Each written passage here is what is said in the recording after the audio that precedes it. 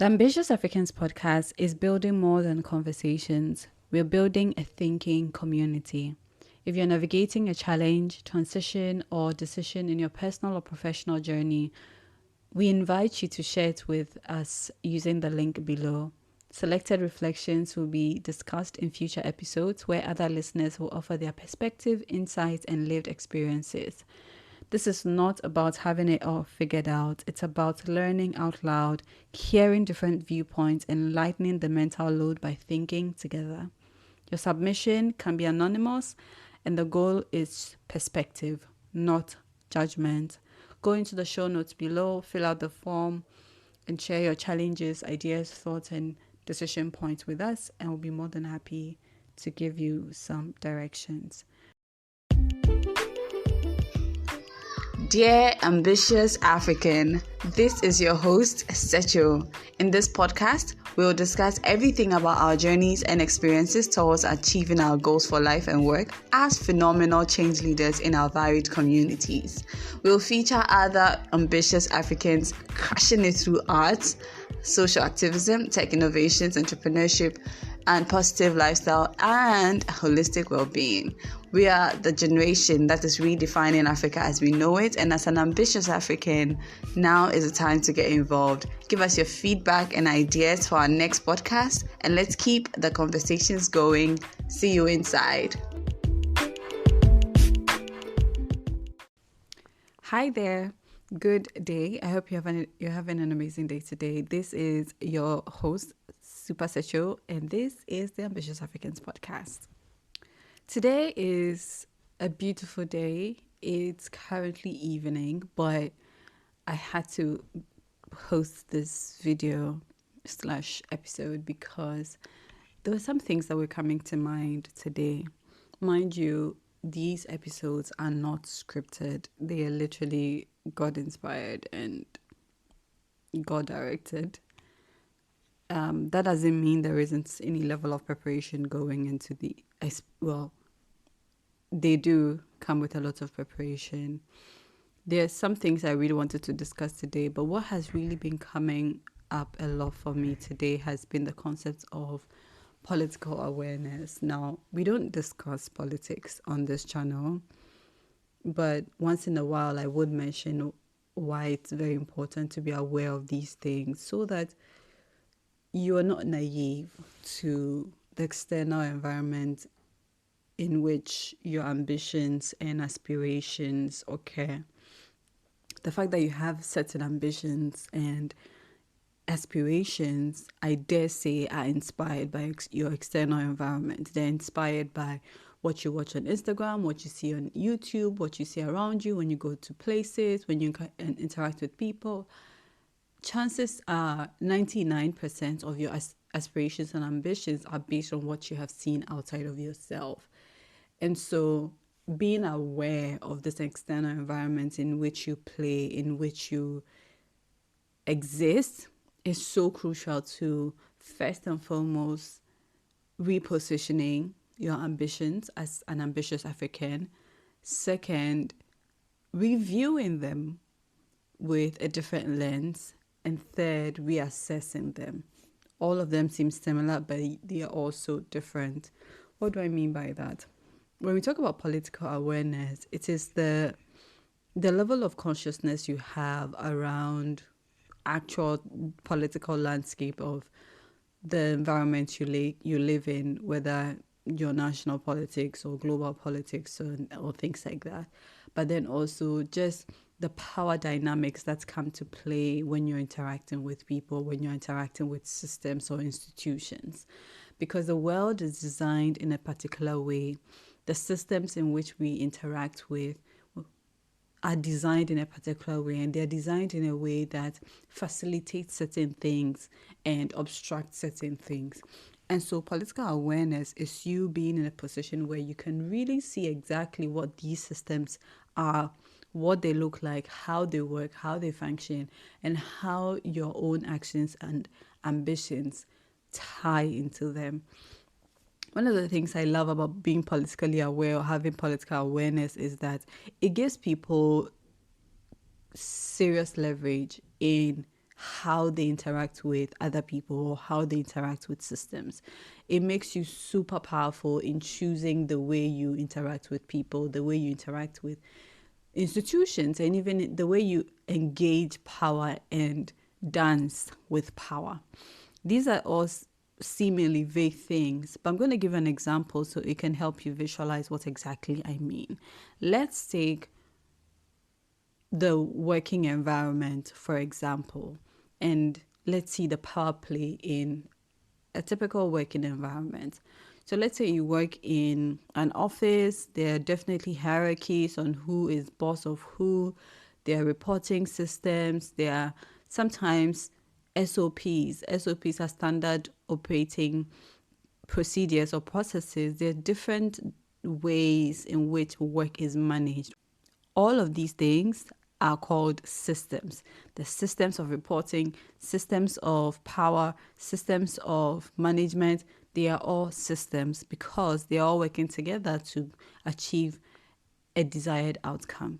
So you, as you're working in that environment, will be interacting with these different levels of systems in one way or the other. Now think about how your own colleagues also engage these same systems that exist in your working environment, and see how whenever there is conflict of interest, all of a sudden behaviors change, responses switch, and the way people engage these same people in hierarchies switch.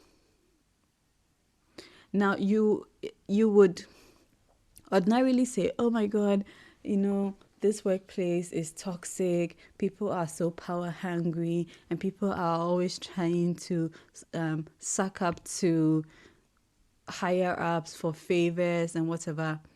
You could say that, but you won't, because you're an ambitious African podcast listener and you don't think like that.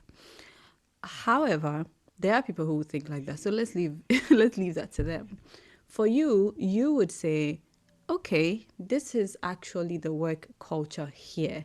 This is how people engage power. This is how people achieve certain things to their advantage.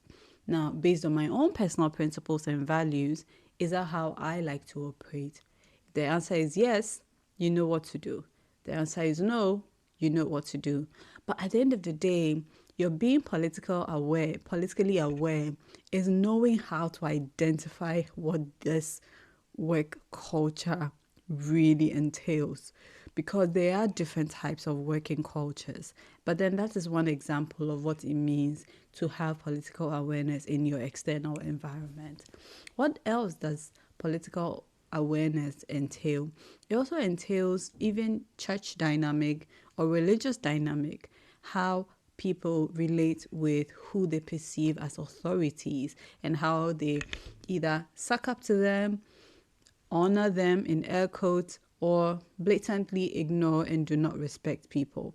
Are they defined by those people's access to certain types of luxuries or certain types of resources, or are they defined by generally their character? It's very rare, to be honest, to see or experience a system, especially in the faith-based communities, that is not really tilted towards people who have access to certain things. I would just say things. It's very rare. So if you ever find yourself in a community that is genuinely built on the strength of people's character and their integrity, then that's a nice place to be. But then there will always be subtle power dynamics underplaying all the things that you do in that scenario. But the point is, having political awareness is you giving yourself that rude awakening that you cannot be naive of really what's going on around you. You need to always be aware of people's personal interest, people's selfish interest, and also see how your own personal selfish interest can cause conflicts with theirs or can be facilitators of theirs. In the different books that have been written around how to be politically aware or have political awareness, and you can do some research on it. But the point is, at the end of the day, I want you to be very strategic with your own form of awareness on how people behave. You want to train yourself to see how people behave when they want something or when they want to exert some level of authority over another person, and always interrogate what is causing that. Sometimes it's based on people's deep insecurity. Sometimes it's based on people's deep greed as well. Sometimes it's actually personality. Some people can just be competitive for the sake of it. And then some people are genuinely driven by competition and living in those very competitive, high tensed environments. It empowers them, it motivates them to do so much. And so it will show up in different ways depending on who you are dealing with. At the end of the day, it's always good to interrogate where these motivations are really coming from. Are they personal productivity motivations, or they're really just greed and selfishness? And as you also interrogate that on the backdrop of your own value systems and I guess your personal beliefs, you want to find your own response to such dynamics way before they come. You want to reassess, you want to reposition, and you want to review your own personal intentions when you enter these scenarios. Another angle to embracing political awareness is thinking about it in the grand scheme of things globally. So now I've talked about minute microcosms of power plays, whether at work or at faith-based communities, but I want you to now elevate it beyond those circles and look at how they play within nations and with nations as they interact with each other. Who are some of the big superpowers in this world in terms of countries? How do they engage the rest of the world? How do they engage the rest of the countries in the world? How do they show or exert their power? And how do they leverage that power to cause good or harm? Being this aware is one of the most crucial things that can really change the way you look at everything else, because you do not want to be naive of how these things trickle down at the end of the day into your own life. It always looks like one policy or the other. The fact that you can decide to live in certain places and yet not have access to those places are based on some of these policies that exist. And especially for Africans, you and I can tell, you and I know so well what these kind of boundaries and barriers look like.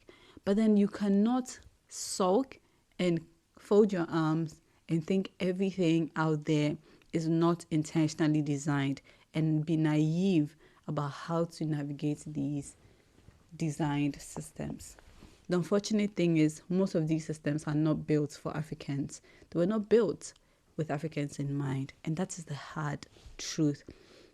Just the mere number of countries you can travel to with your passport is one way to tell that these systems were not built with Africans in mind. And yet it is also a charge to you to do better with your political awareness. Be in touch with current affairs, know exactly what's going on, have unbiased objective views over these things, and aspire to be a better version of these systems at play. What do I mean? It means that sometimes it might look like being an advocate where necessary. It might be like being an investor or a funder where appropriate. By the end of the day, having the political awareness that the world is designed in a certain way and understanding how that system is functioning is crucial to your own understanding of designing solutions to solve for the people you care about. I've tried to be very practical in this entire episode, but I feel like there isn't a need for that if you know what I'm talking about. But I would really love to hear from you. How would you rate your political awareness from 1 to 5? Well, I hope you have some time to think about it as the days go along. Thank you for listening, and I'll see you in the next one.